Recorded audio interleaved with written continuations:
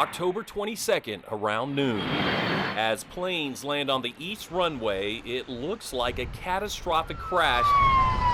There should be 150 souls total on board At Louisville Muhammad Ali International Airport. 8032's on scene and staging. Possible fuel leak inside the fuselage. Got a lot of injured. Fire I am out of water up on the aircraft. and mass casualties. Roger, a lot of these patients have petroleum. With a massive response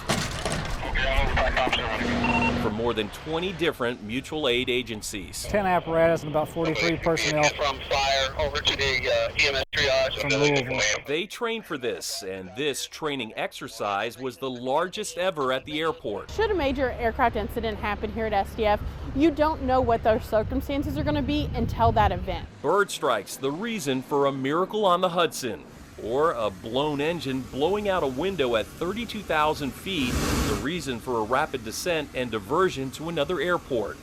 We've seen these emergencies in the headlines, but so many others seem to fly under the radar.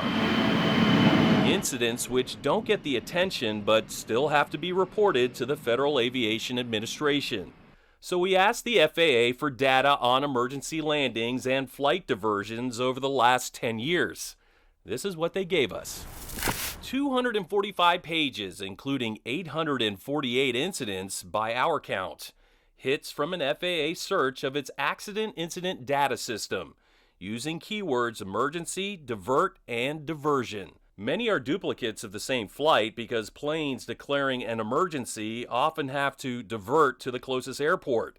The most frequent reasons from what we found were bird strikes, turbulence causing injury, and landing gear problems. Fire and smoke even more so.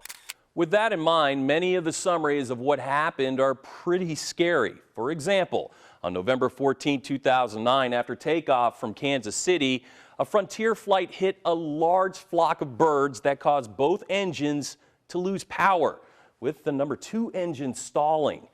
The pilot, the captain, managed to safely return to the airport. During descent into Harrisburg, Pennsylvania on March 3, 2012, severe turbulence caused an Air Wisconsin plane to drop 300 feet. The sudden plunge lifted a flight attendant into the air who hit her head, and she then crashed onto the floor. She had a fractured vertebra.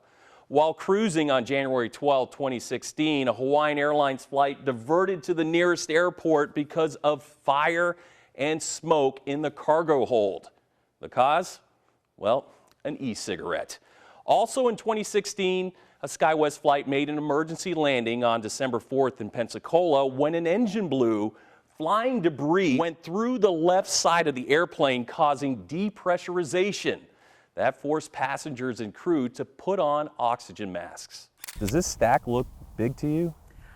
Not really. Marissa Colclaser, an airline pilot, Amazed that it probably wouldn't be thicker, to be honest. says with all the flights in the air daily, more than 44,000 the FAA handles, emergencies are declared all the time. The stack Here, I'll give you this. may be smaller because the FAA admits there's no specific database which actually keeps a record of all emergencies, and many cases get turned over to the NTSB.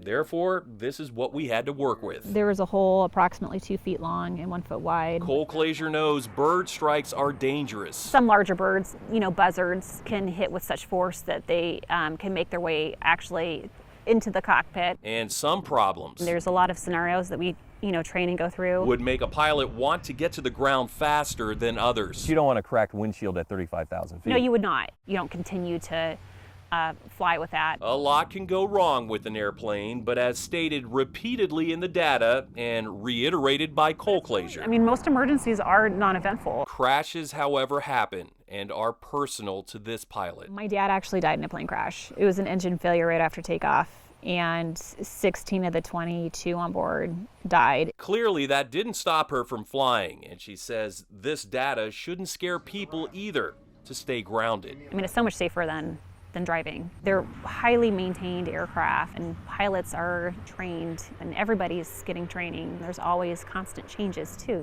that because of reports like this. For Focus, I'm John Charlton.